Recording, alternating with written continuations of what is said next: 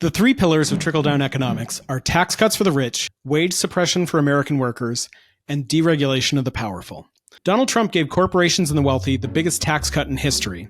Congressional Republicans have held the federal minimum wage at $7.25 an hour since 2009.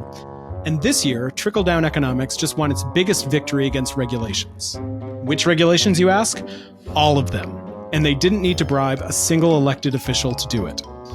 The Supreme Court's overruling of the Chevron ruling rolled back the power of federal agencies to interpret regulations, instead putting that power in the hands of the court.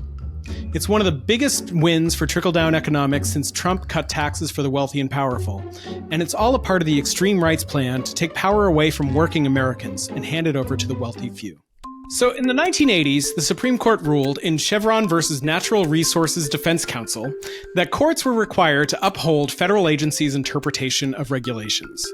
In their ruling, the court pointed out that the judiciary is not a political body and that U.S. federal judges are not elected officials.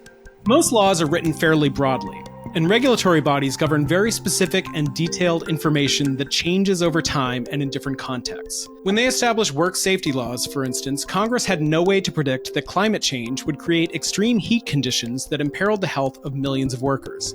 This ruling means that any business can take any regulation to a judge who has a proven trickle-down track record, and that judge now has more power than ever to completely undo the regulation from the bench. Regulations ensure that every aspect of modern American life runs smoothly. They prevent us from getting sick, they keep us safe on the roads and in the air, and they ensure that our natural resources are conserved for future generations. By overturning Chevron, the Supreme Court has loosened the bolts that hold America's regulatory structure together, transferring regulatory power to the CEOs of wealthy corporations who have more than enough money to waste litigating every single regulation that slightly interferes with their profit margins.